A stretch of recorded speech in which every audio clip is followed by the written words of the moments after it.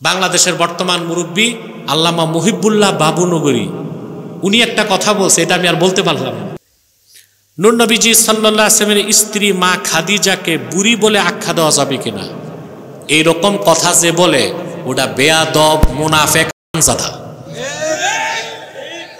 আর বাংলাদেশের বর্তমান মুরব্বী আল্লামা মুহিবুল্লাহ বাবুনগরী উনি একটা কথা বলছে, এটা আমি আর বলতে পারলাম না। বুঝলেন ভাই কি কইছে জানেন আপনার? জি, তো যাক, এগুলো বেয়াদব, এগুলোর খপ্পরে পড়বেন না। ইসলামিক স্টাডিজ এন্ড দাওয়া বিষয়ের উপর কোনো বিধর্মী লোক লেখাপড়া ও শিক্ষকতা করতে পারবে কিনা? লেখাপড়া করতে পারবে, শিক্ষকতা করতে পারবে না। কারণ যে মুসলমান না, সে ইসলাম কি শিখাবে? বুঝেন নাই? আপনি একটা নেতার কথা বলছেন, ভণ্ড বলছিল রোজা আর পূজা নাকি একই রকম। এই কথা বলার কারণে তার কুফর হয়েছে, ঈমান নষ্ট হয়েছে, আমরা তাকে তওবা করতে বলছি। আমার ভাইয়েরা, যতক্ষণ পর্যন্ত কোন মানুষ আল্লাহর হাবিব মুহাম্মদ সাল্লাল্লাহু আলাইহি ওয়াসাল্লামকে এবং আল্লাহকে জীবনের চেয়ে বেশি ভালো না বাসবে, ততক্ষণ পর্যন্ত মুহাম্মদ সাল্লাল্লাহু আলাইহি ওয়াসাল্লামের অনুসরণ করা তার পক্ষে সম্ভব হবে না।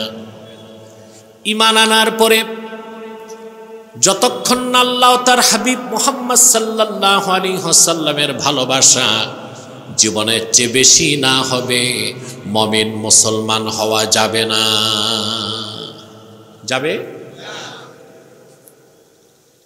আমি একটা তথ্য দিচ্ছি আপনাদেরকে। ইমামে কুরতুবী তাফসীর কুরতুবীতে উল্লেখ করেছেন, লাম্মা আমারা রাসূলুল্লাহ সাল্লাল্লাহু আলাইহি ওয়াসাল্লাম বিল হিজরাতি মিন মক্কাতাল মুকাররামাতি ইলাল মাদিনাতিল মুনাওয়ারা জাআলা আর-রাজুলু ইয়াকুলু লি আবিহি ওয়াল আবু লি ইবনিহি ওয়াল আখু লি আখিহি ওয়ার রাজুলু লি যাওজাতিহি ইন্না ক্বাদ উমিরনা বিল হিজরাহ। রাসূলুল্লাহ সাল্লাল্লাহু আলাইহি ওয়াসাল্লাম 13 বছর দিনের দাওয়াত মক্কায় দেওয়ার পর আল্লাহ হুকুম করছেন যে এখন সবাইকে মদিনা মুনাওয়ারায় হিজরত করতে হবে। রাসূলুল্লাহ সাল্লাল্লাহু আলাইহি ওয়াসাল্লাম যখন নির্দেশ করছেন হিজরত করো, তো সাহাবীদের উপর ফরজ হয়ে গেছিল না? কথা বলেন।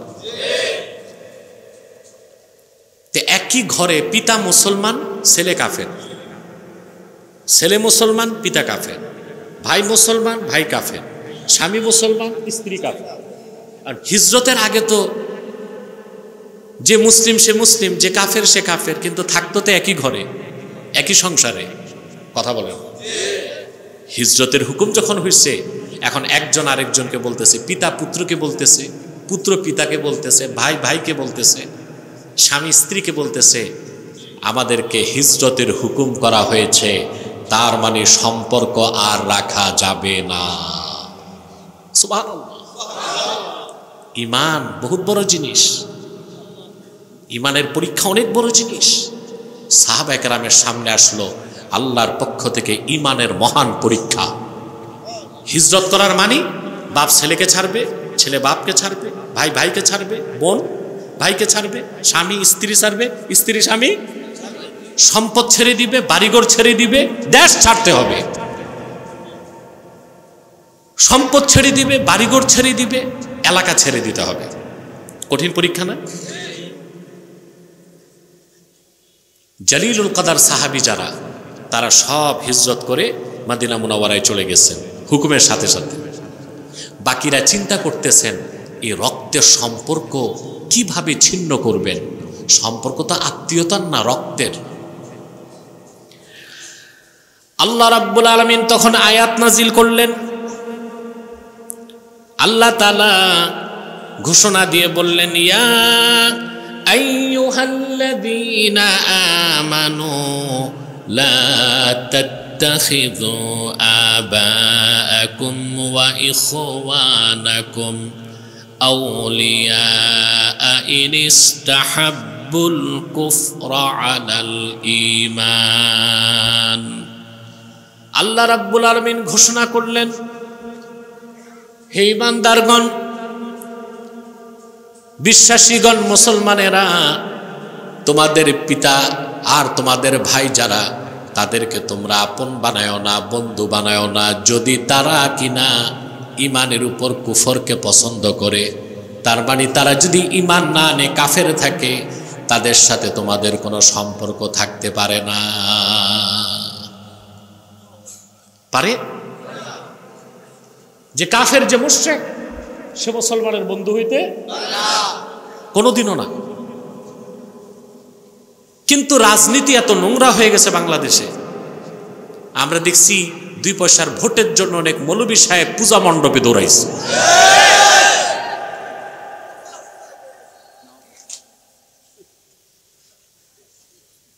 সমানে দৌড়াইছে, পূজা মণ্ডপে যায় কীর্তন গাইছে, লাড্ডু খাইছে, কুরনিশ করছে। তারপরে কেউ কেউ তো বলে ফেলছে আলহামদুলিল্লাহ আসতে পারছে।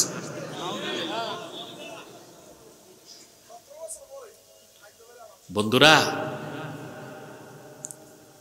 মূর্তি পূজা করাও শিরক, মূর্তি পূজা স্বীকৃতি দেওয়া শিরক।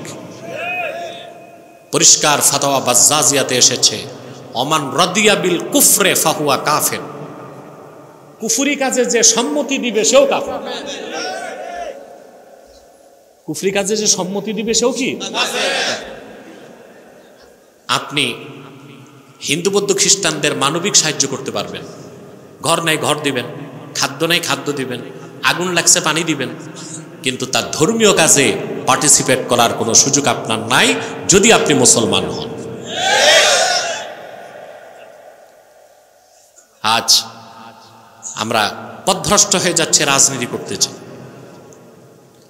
যে রাজনীতি করলে ইসলাম ছাড়তে হয়, ওই রাজনীতি জাহান্নামে নিয়ে যাবে। ইমান ইসলাম ঠিক রেখে আমার রাজনীতি, ইমান ইসলাম ঠিক রেখে আমার ব্যবসা, ইমান ইসলাম ঠিক রেখে আমার চাকরি, ইমান ইসলাম ঠিক রেখে আমার রক্তের সম্পর্ক, ইমান ইসলাম ঠিক রেখে আমার আত্মীয়তার সম্পর্ক। এটাই তো ইমান। এই আয়াত নাজিলের পর বাকি সাহাবীরাও হিজরত করছেন। আল্লাহ বলছেন, লা তাত্তাখিযু আবাআকুম ওয়া ইখওয়ানাকুম আউলিয়া ইন ইসতাহাব্বুল কুফরা আলাল ঈমান। তোমরা তোমাদের পিতাদের, তোমাদের ভাইদেরকে বন্ধু বানায়ো না, আপন করো না, যদি তারা কুফরের উপর, ইমানের উপর কুফরকে প্রাধান্য দেয়। তারপরও কিছু সাহাবী রয়ে গেছেন, বুঝতে পারছেন? এবার আসছে চূড়ান্ত ঘোষণা। আল্লাহ রাব্বুল আলামিন ডাক দিয়ে বলেন, কুল ইন কানা আবাউকুম ওয়া আবনাউকুম ওয়া ইখওয়ানুকুম ওয়া আজওয়াজুকুম ওয়া আশীরাতুকুম ওয়া আমওয়ালুন ইকতারাফতুমুহা وتجارة تخشون كسادها ومساكن ترضونها أحب إليكم من الله ورسوله وجهاد في سبيله فتربصوا حتى يأتي الله بأمره والله لا يهدي القوم الفاسقين।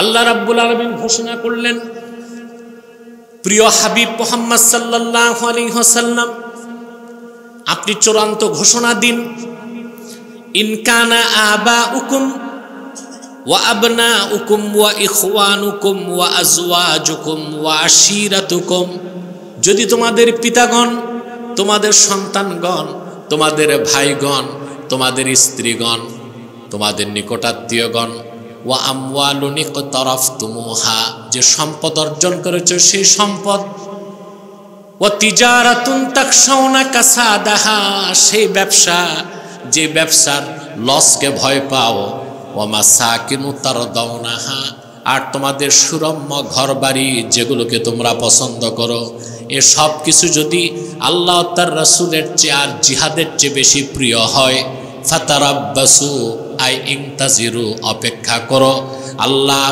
চূড়ান্ত সিদ্ধান্ত নিয়ে আসার আগ পর্যন্ত। অর্থাৎ আল্লাহর পক্ষ থেকে তোমাদের উপর আযাব আসবে, শাস্তি আসবে, বিপর্যয় আসবে। কারণ আল্লাহ তাআলা ফাসিকদেরকে পছন্দ করেন না, হেদায়েত করেন না। পিতা মাতা, ছেলে সন্তান, স্ত্রী পরিজন, নিকট আত্মীয়, চাকরি ব্যবসা, ঘর বাড়ি, সহায় সম্পদ, নিজের জীবন থেকে যতক্ষণ পর্যন্ত আল্লাহ তার রাসূলের ভালোবাসা বেশি না হবে, ততক্ষণ পর্যন্ত আল্লাহ আপনাকে মুসলিম বলে, বান্দা বলে স্বীকৃতি দিবেন না।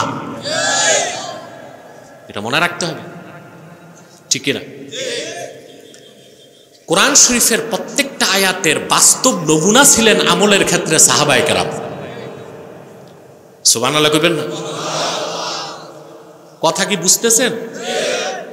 আপনারা আজকে একটু চুপচাপ। আপনারা মানুষ বেশি বুঝলে চুপ থাকে আর একদম না বুঝলে চুপ থাকে। আপনারা কোন সিচুয়েশনে আছেন? বেশি বুঝতেছেন না? আমার মনে হয় মোটামুটি বুঝলে ভালো হয়। আমার সাথে কমিউনিকেশন থাকতে হবে, ঠিক না? মাহফিলকে তার কবরস্থান বানানো যায় না, আওয়াজ লাগবে, কথা বলতে হবে, সময় মতো ভয়েস রেজ করতে হবে। প্রিয় ভাইরা, কোরআন শরীফের কোন আয়াতের কি আমল তা প্র্যাকটিক্যাল করে দেখাইছেন সাহাবায়ে কেরাম। সেজন্য সাহাবায়ে কেরাম হচ্ছেন সত্যের মানদণ্ড। সাহাবায়ে কেরামকে যারা সত্যের মানদণ্ড মানে না, ন্যায়পরায়ণতা স্বীকার করে না সাহাবায়ে কেরামের, খোদার কসম তারা দ্বীনের শত্রু, মুনাফিক। আছে না বাংলাদেশে? সাহাবায়ে কেরামের দোষ ধরে, দলের নেতার দোষ ধরে না, দলের বক্তার দোষ ধরে না। ভুল করলে কয় মাথা খারাপ। তো মাথা খারাপ পাবনা পাঠাও, স্টেজে কেন? পাইলট যদি পাগল হয় প্লেন ক্রাশ করবে না? হ্যাঁ, ডাক্তার যদি পাগল হয় রোগী মরবে। এক বড় ডাক্তার ছিলেন, দেশ স্বাধীনের পর FRCS করে আসছেন ফ্রান্স থেকে, কিন্তু মদ খাইতেন। রুগী দেখার সময় 2-1 ঢোক গিলতেন। মাতাল অবস্থায় রুগী দেখতেছে তো লিখে দিছে মাতাল অবস্থায় 4 ব্যাগ সিমেন্টস, 4 বস্তা সিমেন্ট। লিখছে কারে? রুগীরে। এখন রুগী তো ফার্মেসি ঘুরে, ফার্মাসিস্টরা বুঝতেছে না যে ডাক্তারের প্রেসক্রিপশনে 4 বস্তা সিমেন্ট, এটা কোন ওষুধ?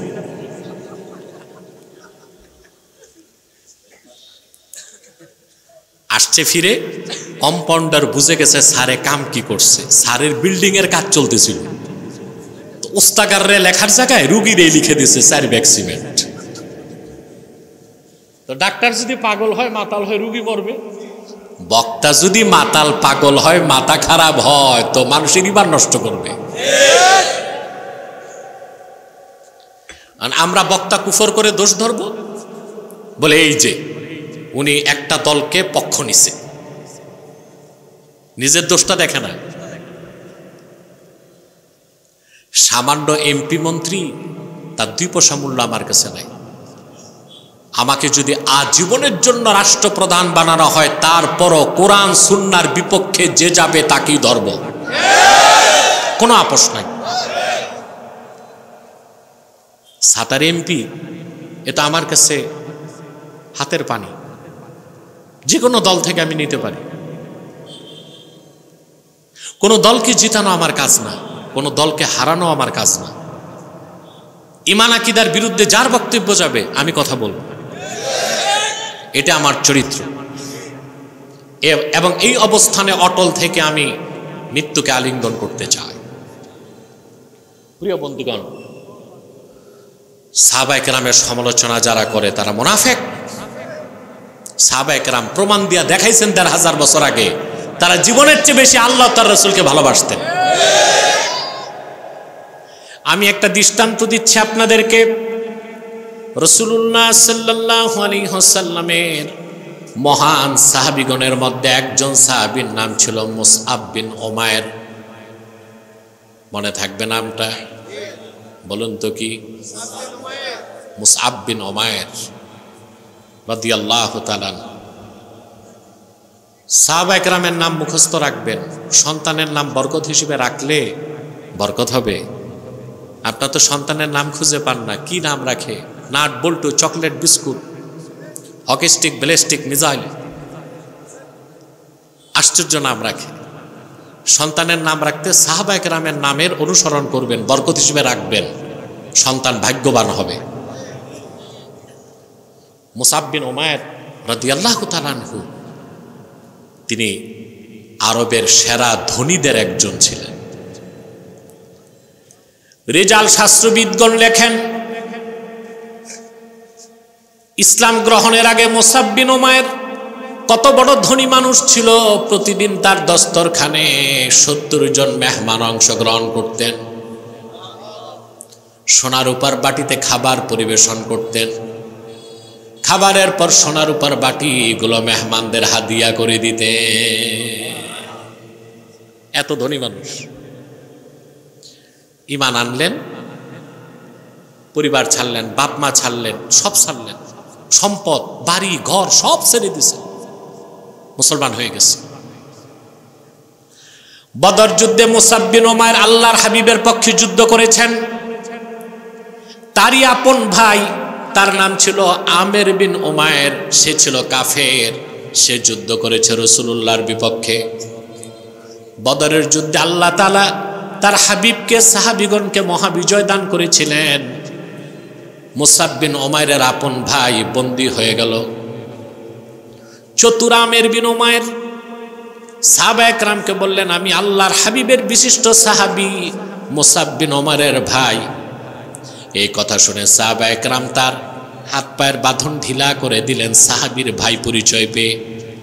সকালবেলা মুসআব বিন উমাইর যখন শুনলেন, সাহাবীদেরকে বললেন, আল্লাহর কসম, আল্লাহর হাবিব মুহাম্মদ সাল্লাল্লাহু আলাইহি সাল্লামের বিপক্ষে যে অস্ত্র ধারণ করেছে, ওই রকম কুলাঙ্গার আমি মুসআবের ভাই হতে পারে না। বাঁধো, শক্ত করে তার হাত পা বেঁধে দাও। তার মায়ের প্রচুর টাকা, মনে মনে নিজেরও মা, মনে মনে মা পরিচয় দেয় না, কাফের। উচ্চ হারে মুক্তিপণ নিয়া তারে ছাড়ো। সুবহান। কিসের ভাই, কিসের বাপ? ঈমান, এর উপরে কিচ্ছু নাই। উহুদ যুদ্ধে মুসআব বিন উমাইর ছিলেন রাসূলুল্লাহর সামনে দাঁড়ায়া। কাফের মুশরিকরা যখন আল্লাহর হাবিবের দিকে এগিয়ে আসতে লাগলো, রাসূলুল্লাহর 2 জন সাহাবী সামনে ঢালের মতো দাঁড়ায় গিয়েছিলেন। একজন আবু উবাইদা ইবনুল জাররাহ, আরেকজন মুসআব বিন উমাইর। যতগুলো আঘাত এসেছে তীর ধনুকের সব আবু উবাইদা ইবনুল জাররাহ তার শরীরে নিয়েছেন, মুসআব বিন উমাইর তার শুয়েছেন। যুদ্ধের পরে মুসআব বিন উমাইর শহীদ হয়েছিলেন, আবু উবাইদা শহীদ হন নাই, তারে বলা হতো জীবিত শহীদ। তার শরীরে 90টার বেশি আঘাতের চিহ্ন পাওয়া গেছে। রাসূলুল্লাহর মহব্বতে মুসআব বিন উমাইর সামনে থেকে যুদ্ধ করতে করতে শাহাদাত বরণ করলেন। উহুদ যুদ্ধ শেষ, 70 জন সাহাবীর লাশ সামনে রাখা। নূর নবীজি আমার মুহাম্মদ সাল্লাল্লাহু আলাইহি ওয়াসাল্লাম মুসআব বিন উমাইরের সামনে যে দাঁড়ালেন, সারা শরীরে রক্ত ছাড়া কিছু নাই। আল্লাহর হাবিব সাহাবায়ে কেরামকে বললেন, সাহাবীরা, এই হলো মুসআব বিন উমাইর। ওয়ালাকাদ রাআইতুহু ওয়া আলাইহি বুরদান লা তুরাফু কিমাতুহুমা ওয়া ইন্না শিরাকান আলাইহি মিন যাহাবিন। এই মুসআবকে আমি দেখেছি, তার শরীরে এমন 2টা মূল্যবান চাদর ছিল যার মূল্য কত কারো জানা ছিল না। আর আমার মুসআব যে জুতা পায়ে দিয়ে হাঁটতো, সেই জুতার ফিতা ছিল খাঁটি সোনার তৈরি। দাফন করার সময় ওনার কাপড় নাই, ছোট্ট একটা কাপড়। সাহাবায়ে কেরাম বললেন, ইয়া রাসূলুল্লাহ, মাথা ঢাকলে পা খুলে যায়, পা ঢাকলে মাথা খুলে। আল্লাহর হাবিব বললেন, তোমরা আমার মুসআবের মাথা ঢেকে দাও, পাটা ইদখের ঘাস দিয়া ঢেকে দাও, যে লোকটা প্রতিদিন 70 জন মেহমান নিয়ে খাবার খেতেন, সোনার রূপার বাটি হাদিয়া করে দিতেন, আল্লাহ তার রাসূলের ভালোবাসায় ইমানের পরীক্ষা দিতে যে তিনি সম্পদ ছাড়লেন, বাপ মা ছাড়লেন, স্ত্রী পরিজন ছাড়লেন, শেষ মুহূর্তে আল্লাহর হাবিবের কদমের সামনে জীবনটাই নজরানা দিয়ে দিলেন। সুবহানাল্লাহ। রাসূলুল্লাহর ভালোবাসা শিখতে হবে সাহাবায়ে কেরামের কাছ থেকে। কিভাবে রাসূলুল্লাহকে ভালোবাসতে হয় শিক্ষা দিয়ে গেছেন ১৫০০ বছর আগে সাহাবায়ে কেরাম। ঠিকটা ঠিক মতো কইলা না? ঘুমাচ্ছেন? কে কে ঘুমান? হাত উঠান দেখি।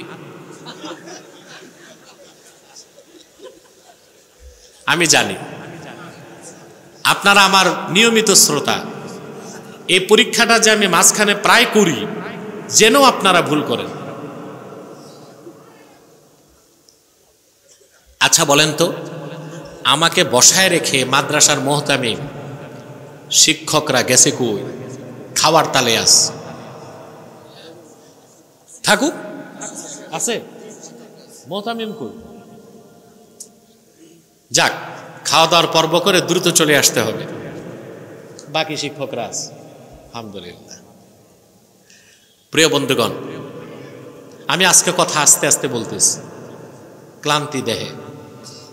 কথা বোঝা যাচ্ছে? শিখতেছি, বুঝতেছি, আমল করব। আল্লাহ তার রাসূলের ভালোবাসা জীবনের চেয়ে বেশি যতক্ষণ না হবে ততক্ষণ পর্যন্ত মুমিন হবার কোনো সুযোগ সুবহানাল্লাহ। আল্লাহ তার রাসূলের ভালোবাসা জীবনের চেয়ে বেশি যতক্ষণ না হবে ততক্ষণ তো ইমানের স্বাদই বুঝবেন না। আর যতক্ষণ ইমানের স্বাদ না পাবেন ততক্ষণ পর্যন্ত আপনার কাছে সম্পদ বড় হবে, দল বড় হবে, বাবা মা বড় হবে। ইমানের স্বাদ যখন পেয়ে যাবেন, জীবন দিবেন, ইমান দিতে পারবেন না। ইমানটা অনেক বড় জিনিস, কিন্তু যে ইমানের স্বাদ লাভ করছে, মধুর স্বাদ, সে বুঝে ইমানের কি দাম। রাসূলুল্লাহ সাল্লাল্লাহু আলাইহি ওয়াসাল্লাম ইরশাদ করেছেন, সালাসুন মান কুন্না ফীহি ওয়াজাদা হালাওয়াতাল ঈমান। তিনটা খাসলত যার মধ্যে একত্রিত হয়ে যাবে, ইমানের মধুর স্বাদ সে পেয়ে যাবে। প্রথমটাই হচ্ছে মান কানাল্লাহু ওয়া রাসূলুহু আহাব্বা ইলাইহি মিম্মা সিওয়াহুমা। ওই ব্যক্তি যার কাছে সকল কিছুর চেয়ে আল্লাহ ও তার রাসূল অধিক প্রিয় হবে। সুবহানাল্লাহ।